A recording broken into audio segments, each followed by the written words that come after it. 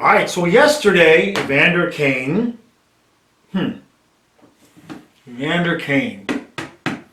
So, when the allegations came out, I did a video. Yeah. Did a video talking about how benefit of the doubt and, from the point of perspective, from my own personal point of perspective, that, a lot of times what your ex will say publicly is not exactly, it's not exactly true. Now, I'm not saying I think Evander's lying in this ESPN interview. I'm not saying that. I am saying, though, every time that he answered a question, he either did like this, moved his eyes. His body language is not great. Body language is not good at all.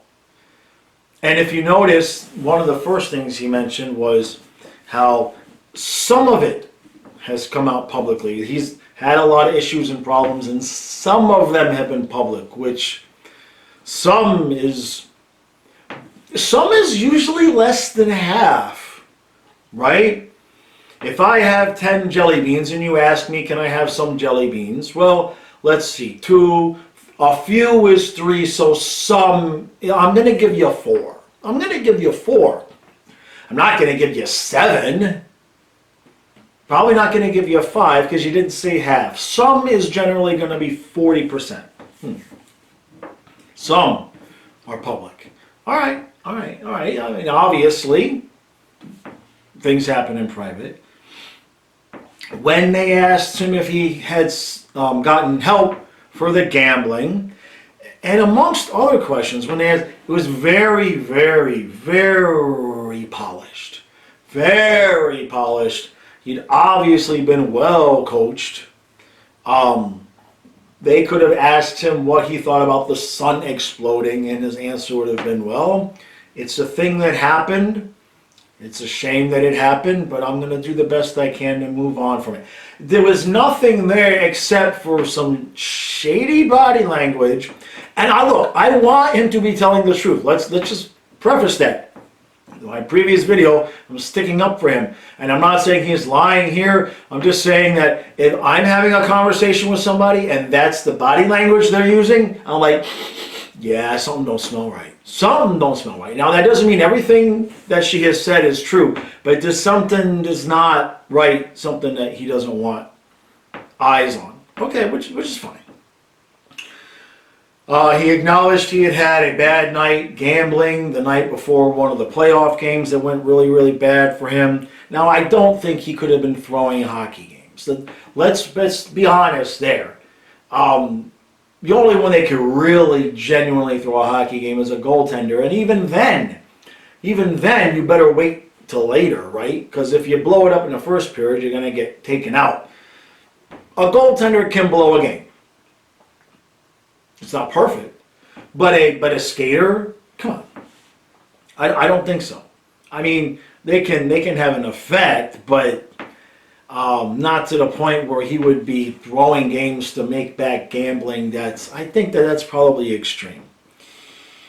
Now, the other thing he said was, I'm black in a white sport. So how do I address that without getting the thumbs down? How can I put this? Well, sports in general, all sports in general, and this is just the facts. And I'm not saying it's right. I'm saying it is what it is for now. Sports in general tend to lean one way or another, right? There's a lot of one particular type of person in hockey. There's another particularly heavy representation in basketball. Doesn't mean white people can't play basketball. Doesn't mean black people can't play hockey.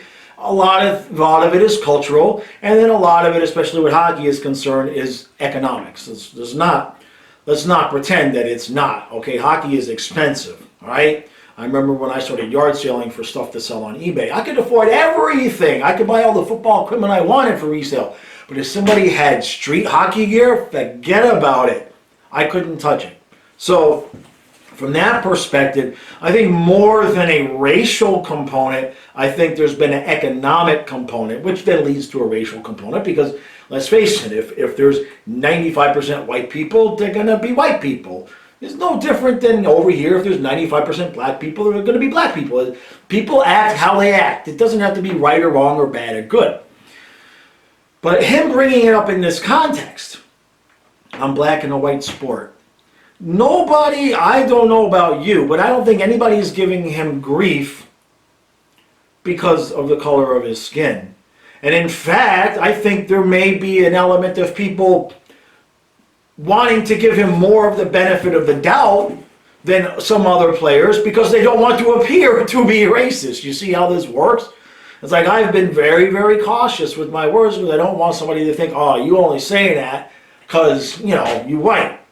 So, and then he addressed, and the reason why I bring up the part where he said on black and white sport is because he added to that afterwards. By itself, you think, all right, that's technically accurate. But then when they brought up where, you know, they had asked his teammates, and the majority of them said, yeah, we don't want him back. He basically threw them under the bus. He half threw them under the bus, half didn't. First he said, yeah, well, they could just, that's just a cop-out because I'm in the news and there's things that they want to avoid. But I'm not really sure because of the media if I believe it's true. So we left room for the media to maybe be lying about it. And then he also blamed his teammates and said, that's just a cop-out. Real lack of personal responsibility. I like this guy a lot less after this interview. Let's just put it that way. He doesn't seem to have gotten it upstairs. I don't think he recognizes and understands the gravity of the situation. I think he's somebody that got caught gambling, said, all right, I got a problem, I got to work on this if I want to play hockey. But he strikes me as somebody that as soon as his hockey career is over, we may hear stories about him going back into bankruptcy and getting into trouble gambling because he doesn't come off as somebody who's learned his lesson. He comes off as somebody who's very closed off to criticism and wants to kind of put it on something else. I'm black in a white sport. My teammates are looking to just have a cop-out. You see what I'm saying?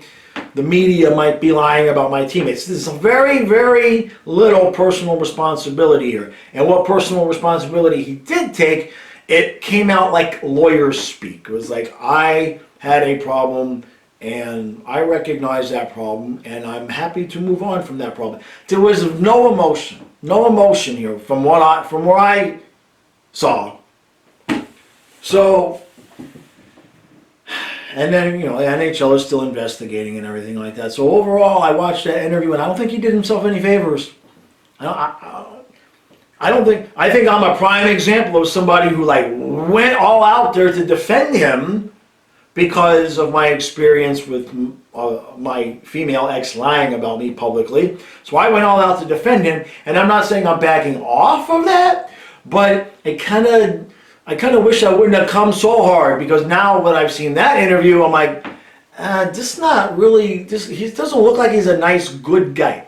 He doesn't look like he's somebody that will own his mistakes. He sounds like he's somebody who's going to blame it on other people.